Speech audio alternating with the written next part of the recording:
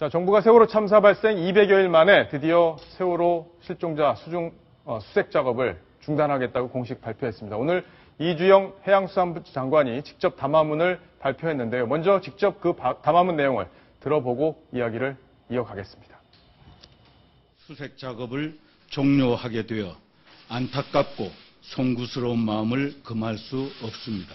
세월호 사고 희생자와 잠수사, 소방관, 군경, 공무원분들의 명복을 빕니다.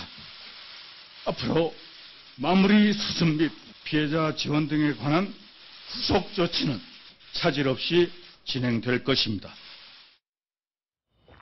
자, 이동윤 차장. 네. 지금 이주영 장관이 결국 눈물을 보였네요. 오늘 세월호를 어떻게 할 것인지에 대한 최종적인 정부 방침을 발표하는 자리에서 시작 부분에서는 많은 분들이 보신 것처럼 담담하게 읽어 내려갔습니다. 하지만 마지막에 이 세월호 참사 후속 조치에 참여했던 소방관들, 그리고 자원봉사자, 잠수사, 공무원들 이렇게 또 열심히 하시다가 희생되신 분들의 이야기를 꺼내는 대목에서는 복받치는 서름을 이기지 못하고 결국 목소리가 높아지고 끝내 눈물을 보이는 장면이었는데요. 많은 분들이 여러 가지 생각을 했을 거라고 생각을 합니다. 이 세월호 참사라는 큰 변란 앞에서 온 국민들이 합심을 해서 이 희생을 최소화하기 위해서 노력했던 그 모습들을 또 잊지 말아야 하나의 장면이었거든요. 그런 대목을 이주영 장관이 국민들에게 다시 한번 일깨워줬던 대목인 것 같습니다. 자, 오늘 김무성 새누리당 대표도 이 수색 작업을 중단할 수밖에 없었던 불가피성을 설명을 했었는데요. 자, 어떤 내용이었는지 얘기를 해주시죠.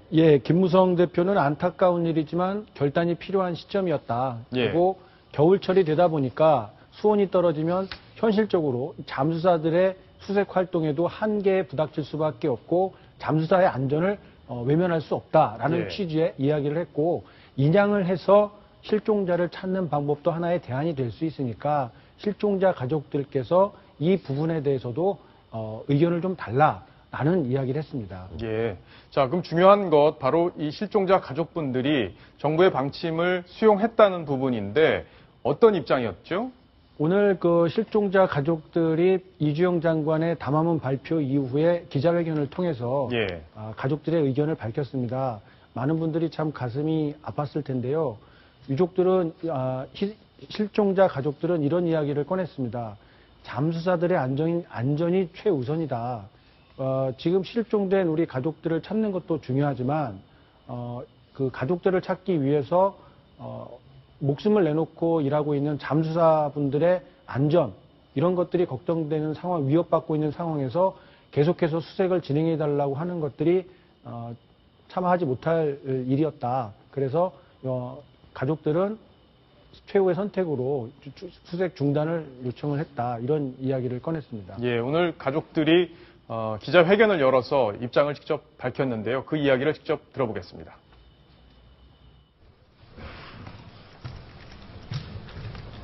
어떠한 선택도 누군가에게 고통이 될 수밖에 없다면 저희가 수중수색을 내려놓기로 했습니다. 따라서 저희는 수중수색 전체를 중단해 줄 것을 요청했습니다.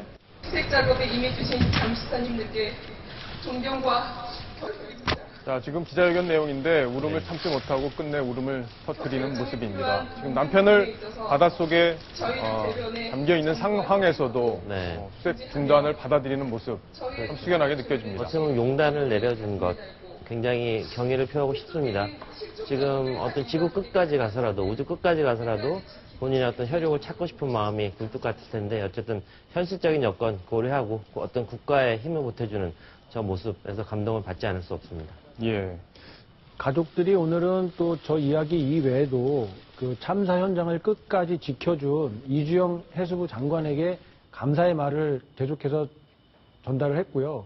그리고 이 실종자 그리고 희생자 가족들에게 법률적인 지원뿐만이 아니라 여러 가지 조언을 아끼지 않았던 배희철 변호사에 대한 감사의 인사도 계속해서 반복적으로 여러 차례 해주었거든요. 정부가 도대체 무엇을 했고 구조할 때 손 놓고 있었던 것은 무슨 이유 때문에 그랬느냐라는 분노가 치밀어 오르고 있는 상황인데도 이주영 장관의 그 열정 그리고 애정 진심 어린 노력 이런 것들이 우리 세월호 실종자 가족들의 마음을 녹인 것 아닌가 예. 이런 생각이 듭니다. 이주영 장관의 활약이 어쨌든 세월호 참사에 네. 또 상처받은 우리 유족들 그리고 국민들의 마음을 많이 진정시켜주고 위로해준 것은 분명한 사실인 것 같습니다. 이주영 장관 그동안 사퇴하겠다는 의사를 밝혔었는데 그렇게 유족과 실종자 가족들의 만류로 여태까지 이 자리까지 남아 있었던 것 같습니다. 과거 국정감사 때 이주영 장관이 국회에서 어떤 입장을 밝혔었는지 먼저 영상 잠깐 보고 오겠습니다. 해수부 장관의 이 책임 인책에 따르는 사퇴, 여러 차례 그런 입장을 표명한 바가 있고, 이 수습이 끝나는 대로 사퇴하겠다는 입장을 이미 말씀드린 바가 있습니다.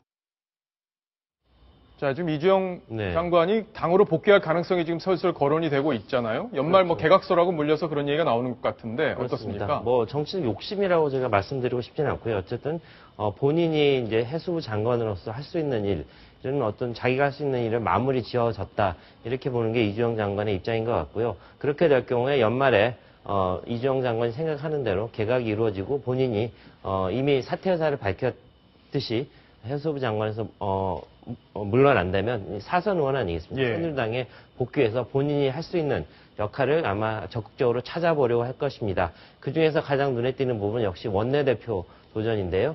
내년 5월 정도로 예상돼 있는 새누리당 원내대표에 도전하려고 한다는 게 주변 사람들의 얘기입니다. 벌써 한 2번 정도 원내대표에 도전했다가 아깝게 물러났던 그런 경험들이 있는데요. 이번에 이주영 장관이 다시 도전한다면 당내에서도 상당히 큰 반향을 일으킬 수 있다는 게 여의도 정치권의 얘기들입니다. 예. 자, 이동희 차장, 뭐 네. 다른 얘기 하나 해볼게요. 지금 세월호 유가족들이 배의철 변호사를 폭행했다 이런 얘기가 어제 뉴스에 나왔어요. 네, 안타까운 일 중에 하나였는데요. 실종자였던 그 단원고 2학년 황지연 양 시신이 발견이 된 때가 지난달에 예. 있었잖아요. 그 시신이 30일 날 이제 안산으로 옮겨졌는데 그 이후에 수색 작업을 중단할 것이냐 말 것이냐 세월호 희생자 가족과 실종자 가족들 어떤 회의가 있었습니다. 그 예. 자리에서 배희철 변호사는 아마도 확인되진 않았습니다만 수색을 이제 중단하는 쪽의 의견을 좀 모아서 이야기를 하려고 하는데 그랬군요. 희생자 가족 중에 한 분이 그렇게 하는 게 누구 마음대로 하는 것이냐라고 항의를 하면서 양측 간에 약간의 몸싸움이 있었다고 합니다. 이 예. 와중에 배 변호사가 희생자 가족 한 분에게 폭행을 당했다, 한 대 맞았다, 눈 부위를 맞았다라는 게 확인된 사실이고요. 예. 하지만 그 사건 이후에 양측이 모두 격앙된 감정을 가라앉히고 서로 화해를 하고 이런 것들은 서로가 의견 충돌 하다 보면 있을 수 있는데 감정이 격해져서 벌어진 일이니까 서로 추후에 문제 삼지 말고 이렇게 크게 논란을 벌이지 말자라고 양측이 원만하게 끝낸 일이라고 예. 합니다. 잘 마무리가 된 거군요. 자, 지금 오늘 그러고 세월호 관련 재판 1심 선고 공판이 있었는데 네. 이준석 선장에 대한 형량이 생각보다 그렇게 무겁지는 않은 것 같기도 하다 이런 생각이 좀 듭니다. 1심에서 사형이 구형이 됐기 때문에 예. 과연 살인죄가 인정이 돼서 사형이 선고가 될 것이냐가 최대의 관점이었는데 36년 징역 예. 36년이 선고됐고 살인죄는 인정이 되질 않았습니다. 예, 그렇군요. 기관장에게는 징역 30년이 선고가 됐는데 살인죄가 인정이 되기는 했습니다. 일부 인정이 된 거죠? 다만 일부라기보다는 일단 그 기관장에게 적용된 살인죄는 인정이 됐는데 예. 그 살인죄라는 것이 세월호 희생자 304명에 대한 그 살인죄가 아니라 그 중에 물론 포함이 돼 있죠.